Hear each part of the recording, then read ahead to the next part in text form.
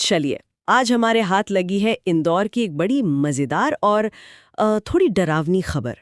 ये दैनिक भास्कर की 10 फरवरी 2026 की एक कटिंग है और ये एक नए किस्म के ऑनलाइन फ्रॉड के बारे में बताती है। और इसका निशाना कौन है? सरकारी कर्मचारी। और चारा 8वें वेतन आयोग का लालच। ये तो क्लासिक मामला लगता है। लगता तो है, पर यहाँ पर कहानी एक अजीब मोड़ लेती है। खबर के मुताबिक इंदौर में ऐसे 20 मामले हुए, 20 लोगों के फोन हैक हुए, पर एक भी रुपए की चोरी नहीं हुई। अच्छा, 20 मामलों में से एक में भी नहीं? एक में भी नहीं। तो सवाल यह है कि अगर चोरों का मकसद चोरी करना नहीं था, तो आखिर था क्या? यही आज की पड़ताल का सबसे बड़ा सवाल है। ये तो वाकई दिलचस्प है। तो चलिए इस खबर की परतें खोलते हैं, समझते हैं कि ठगी का जाल बिछाया कैसे गया, इसके पीछे का मनोविज्ञान क्या है, और अगर चोरों का मकसद पैसा नहीं था, तो वो क्या चीज थी जो पैसे से भी ज्यादा कीमती है। बिल्कुल, चलिए शुरू करते हैं। ठीक है, तो शुरू से शुरू करते हैं। ये पूरा खेल एक मैसेज से शुरू होता है। खबर बताती है कि धोखेबाज 8वें वेतन आयोग के नाम पर सरकारी कर्मचारियों को एक मैसेज भेज रहे हैं। और उस मैसेज की भाषा पे गौर करना बहुत जरूरी है।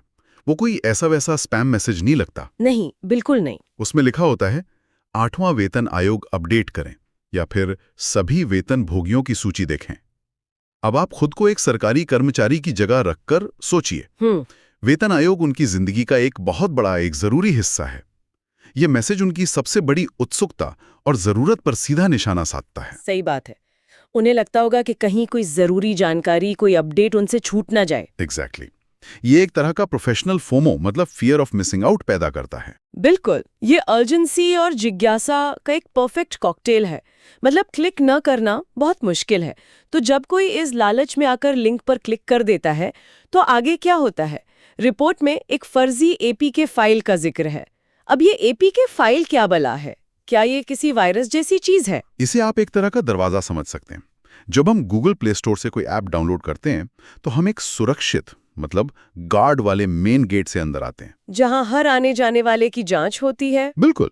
लेकिन एपीके फाइल यानी एंड्रॉयड पैकेज किट फोन में ऐप डालने का एक साइड डोर, या कह लें कि पिछला दरवाजा है। अच्छा, ये दरवाजा असल में डेवलपर्स के लिए है, ऐप टेस्ट करने या उन जगहों पर ऐप पहुंचाने के लिए बनाया गया था जहां प्ले स्टोर आसानी से उपलब्ध नहीं है।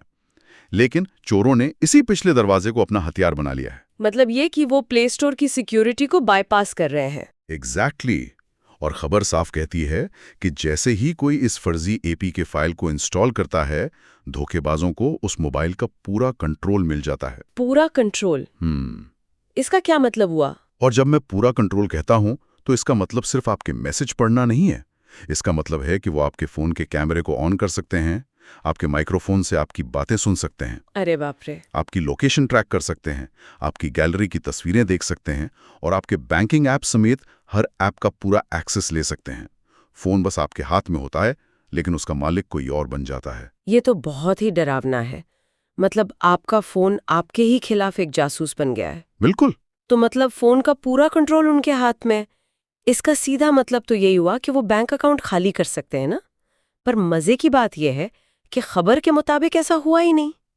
20 मामले और 0 चोरी। यही बात समझ नहीं आ रही। एक मिनट, ये बात कुछ हजम नहीं हुई।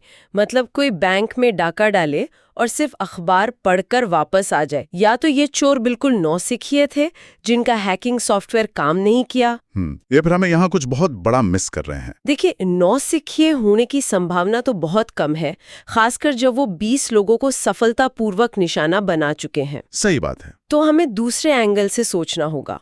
क्या हो अगर उनका मकसद पैसा चुराना हो ही ना? खबर में एक लाइन है, अनऑथराइज्ड एक्सेस की पुष्टि हुई है, यानी फोन तक उनकी पहुंच बन चुकी थी। हाँ, ये तो लिखा है। अब सोचिए, पैसे के अलावा एक सरकारी कर्मचारी के फोन में और क्या कीमती हो सकता है? डेटा, जानकारी। बिल्कुल, डेटा आज के दौर का नया तेल है। इसके कई मतलब हो सकते हैं। पहला, हो सकता है कि वो लंबे समय तक निगरानी करना चाहते हों। ये एक तरह की जासूसी हो सकती है। जासूसी? हाँ, वो शायद ये देख रहे हों कि ये कर्मचारी किन लोगों के संपर्क में है, किस तरह की सरकारी जानकारी का आदान प्रदान हो रहा है। अच्छा। दूसरा, वो धीरे धीरे डेटा इकट्ठा कर रहे हों, आपके कॉन्टैक्ट्स, आपके निजी फोटोज, आपके बैंक स्टेटमेंट्स, आपके पासवर्ड्स। ये सारी जानकारी डार्क वेब पर बेची जा सकती है। और 20 सरकारी कर्मचारियों का इकट्ठा डेटा शायद उनके बैंक खातों में पड़े पैसे से कहीं ज्यादा कीमती हो। बिल्कुल, ये एक तरह का निवेश है। आज फोन हैक करो और महीनों तक डेटा की फसल काटो। ये भी हो सकता है। हाँ, या फिर तीसरा और सबसे खतरनाक मकसद हो सकता है ब्लैकमेल। ब्लैकमेल। फोन से मिली किसी निजी तस्वीर या संवेदनशील जानकारी के आधार पर भविष्य में ब्लैकमेल करना, या फिर वो एक स्लीपर सेल की तरह फोन में छुपे बैठे हैं। Sleeper cell. हाँ, और सही मौके का इंतजार कर रहे हैं ताकि एक साथ सभी 20 फोन्स का इस्तेमाल करके कोई बड़ा हमला कर सकें। तो ये तुरंत पैसा निकालने वाली छोटी मोटी चोरी नहीं, बल्कि एक लंबी और सोची समझी साजिश हो सकती है। ये तो वाकई सोचने वाली बात है। और इस खतरे की गंभीरता को और अच्छे से समझने के लिए खबर में एक दूसरे मामले का भी जिक्र किया गया है। हाँ, मैंने भी पढ़ा वो। इंदौर के ही सेंट्रल कोतवाली इलाके में किसी को बिजली बिल चालान के नाम पर ठीक इसी तरह एक फर्जी एपीके फाइल भेजी गई थी। और उस मामले का नतीजा बिल्कुल वैसा था जैसा हम उम्मीद कर रहे थे। जैसे ही उस व्यक्ति ने फाइल डाउनलोड की, उसका मोबाइल हैक हो गया और उसके खाते से एक एक करके 6,87,649 रुपए निकाल लिए गए। बाप रे, लगभग 7 लाख। जी, इससे दो बातें साफ होती हैं।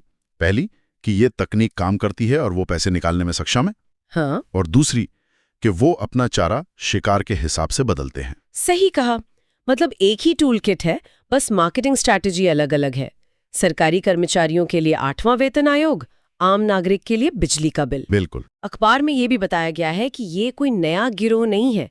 इससे पहले यही ठग क्रिकेट मैच पर सट्टेबाजी के लिंक और यहाँ तक कि शादी के कार्ड के डिजिटल लिंक के जरिए भी लोगों को फंसाते आए हैं। और यहीं पर ये गिरोह और भी ज्यादा शातिर नजर आता है। वो सिर्फ टेक्नोलॉजिकल हैकर नहीं है, वो सोशल हैकर भी हैं। Social hacker? हाँ, मतलब वो समाज में चल रहे ट्रेंड्स को बारीकी से देखते हैं।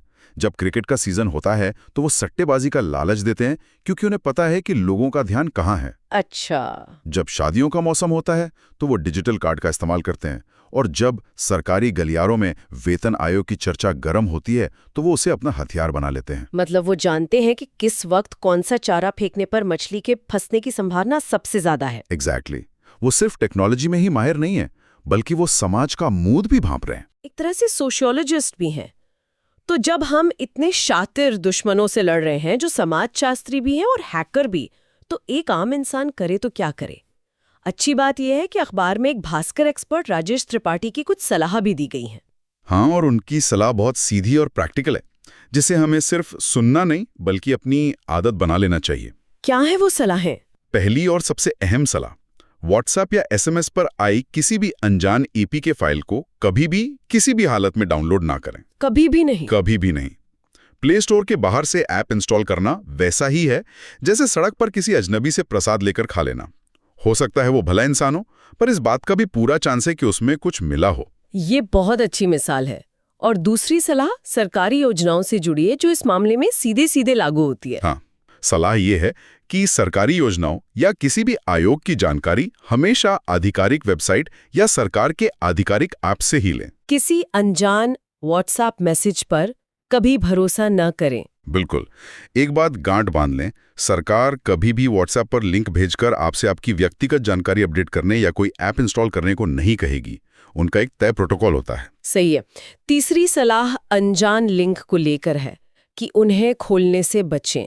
ये सुनने में बहुत सामान्य लगता है, लेकिन ज्यादातर लोग यहीं पर गलती कर बैठते हैं। वो जिज्ञासा को रोक नहीं पाते। बिल्कुल। और आखिरी सलाह एक तरह से डैमेज कंट्रोल के लिए है कि अगर गलती से कुछ हो भी जाए तो क्या करें। सलाह है कि अगर आपके फ़ोन में कोई भी ऐसा ऐप दिखे जिसे आपने इंस्टॉल नहीं किया है या जो आपको अनजान लग रहा है, तो उसे तुरंत डिलीट कर दें। पर क्या ये इतना आसान है? खबर में तो नहीं लिखा, पर मैंने सुना है कि ये मैलवेयर वाले ऐप्स खुद को कैलकुलेटर, फ्लैशलाइट या कैलेंडर जैसे सामान्य नामों से छिपा लेते हैं। एक आम इंसान इसे कैसे पहचानेगा? ये बहुत ज़रूरी सवाल है, और इसका एक तरीका है ऐप परमिशन की जांच करना। App permission? जी। अपने फ़ोन की सेटिंग्स में जाकर देखें कि किस ऐप ने कौन सी परमिशन ले रखी है। आपके कैलकुलेटर ऐप को आपके कॉन्टैक्ट्स, आपकी गैलरी या आपके माइक्रोफोन के एक्सेस की क्या ज़रूरत है? कोई ज़रूरत नहीं है। बिल्कुल। अगर कोई ऐप ऐसी परमिशन मांग रहा है जिसका उसके काम से कोई लेना देना नहीं है, तो ये एक बहुत बड़ा रेड फ्लैग है। उसे तुरंत हटा देना चाहिए। ये बहुत ही काम की जानकारी है। तो ये सलाह सिर्फ इंदौर के सरकारी कर्मचारियों के लिए नहीं, बल्कि हर उस इंसान के लिए है जो स्मार्टफोन इस्तेमाल करता है। हर किसी के लिए। चारा कुछ भी हो सकता है। कोई लॉटरी जीतने का मैसेज, कोई पार्सल डिलीवरी का अपडेट या कोई टैक्स रिफंड का दावा। लेकिन तरीका और बचाव का उपाय यही रहेगा। बिल्कुल। तो आज की इस पड़ताल का सार ये है कि डिजिटल दुनिया में धोखेबाज लगातार ज्यादा शातिर होते जा रहे हैं। वो अब सिर्फ आपके पैसे के पीछे नहीं है, वो आपके डेटा के पीछे हैं, आपकी पहचान के पीछे हैं। ज्यादा इंसानी मनोविज्ञान है, हमारी जिज्ञासा, हमारी जरूरत और कभी-कभी हमारा लालच। और जैसा कि हमने चर्चा की, इससे बचाव बहुत सरल है, लेकिन इसके लिए लगातार सतर्कता की जरूरत है। ये डिजिटल स्वच्छता की तरह है, जिसे रोज अपनाना पड़ता है। सही कहा। किसी भी अनजान लिंक पर क्लिक करने से पहले 10 सेकंड रुककर सोचें और किसी भी गैर आधिकारिक सोर्स से कोई भी ऐप डाउनलोड करने से बचें। यहाँ एक और बात पर सोचना बहुत जरूरी है, जो इस पूरी कहानी को एक नए स्तर पर ले जाती है। क्या? हम बार बार उस सवाल पर लौट रहे हैं कि वेतन आयोग वाले 20 मामलों में ठगों ने पैसे क्यों नहीं निकाले। हमने जासूसी, डेटा चोरी और ब्लैकमेल की संभावनाओं पर बात की, लेकिन क्या हो अगर उनका मकसद और भी बड़ा हो? इससे भी बड़ा? क्या हो अगर वो इन 20 फोन्स को एक नेटवर्क की तरह इस्तेमाल करने की तैयारी कर रहे हों? सोचिए, 20 सरकारी कर्मचारियों के फोन एक साथ मिलकर कोई गलत सूचना फैलाएं या किसी संवेदनशील सरकारी सिस्टम पर हमला करें। ये तो बहुत खतरनाक है। वो एक डिजिटल स्लीपर सेल की तरह हैं जो आपके फोन में डॉर्मेंट पड़ा है और अपने मास्टर के कमांड का इंतजार कर रहा है। असली खतरा शायद वो नहीं जो हो चुका है, बल्कि वो है जो उस अनऑथोराइज्ड एक्सेस से आगे हो सकता है। मतलब ये कि हमारे फोन की सुरक्षा सिर्फ हमारे पैसे की सुरक्षा नहीं है? नहीं, ये हमारी निजी और कभी-कभी राष्ट्रीय सुरक्षा का भी मामला हो सकता है।